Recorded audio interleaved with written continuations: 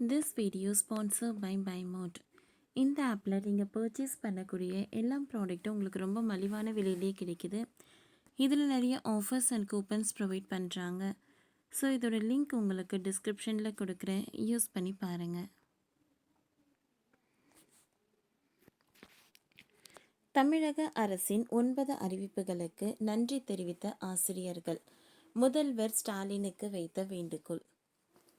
முதல்வர் மு.க. ஸ்டாலின் சட்டசபையில் எங்களது வேண்டுகோளை ஏற்று 9 அறிக்கைகளை வெளியிட்டிருக்கிறார்.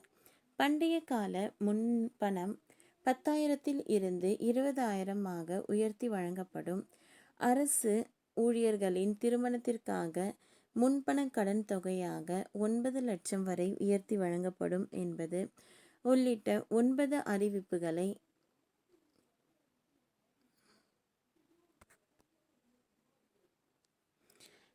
நாங்கள் மனதார வரவேற்கிறோம் என்று கூறிய தொழிற்கல்வி ஆசிரியர்கள் கையோடு வைத்த கோரிக்கையை பற்றி பார்ப்போம். அவை விதி 110 கீழ் முதல்வர் மு.க. ஸ்டாலின் அரசு ஊழியர்களுக்காக 9 அறிவிப்புகளை வெளியிட்டார்.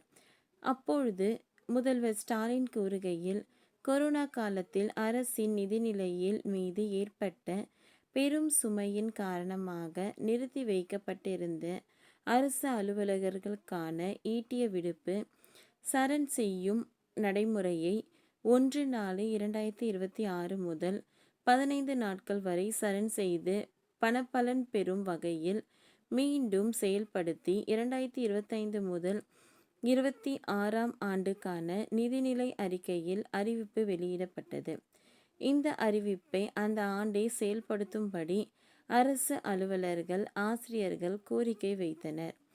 அதை பரிசீலித்து ஈட்டிய விடுப்பு நாட்களில் 15 நாட்கள் வரை 1/10/2025 முதல் சரண் செய்து பணப்பயன் பெறலாம்.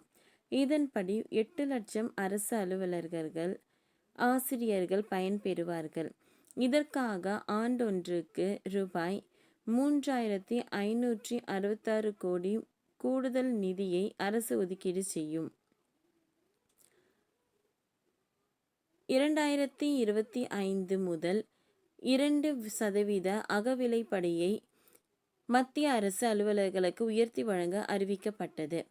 இதன் அடிப்படையில் மாநில அரசு பணியாளர்களுக்கு 1/1/2025 முதல் அகவிலைப்படி 2% உயர்த்தி வழங்கப்படும்.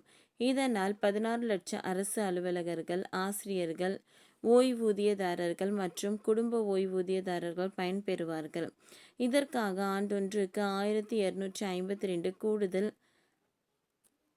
நிதி செயல்படும்.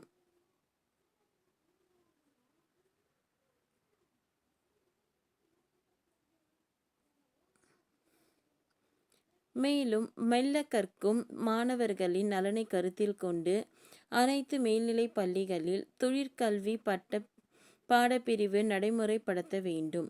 மிக முக்கிய கோரிக்கையான பழைய ஓய்வூதிய திட்டம் செப்டம்பர் மாதம் அறிக்கை பெற்று நடைமுறைப்படுத்தப்படும் என்று அறிவிக்கப்பட்டுள்ளது. காலியாக உள்ள தொழிற்கல்வி ஆசிரியர் பணியிடங்களை நிரப்ப வேண்டும் என்றும் இவ்வாறு கூறினர். ஓகே ஃப்ரெண்ட்ஸ், இந்த வீடியோ உங்களுக்கு யூஸ்ஃபுல்லாக இருந்ததுன்னா லைக் பண்ணுங்கள், ஷேர் பண்ணுங்கள், சப்ஸ்கிரைப் பண்ணுங்கள். தேங்க்யூ.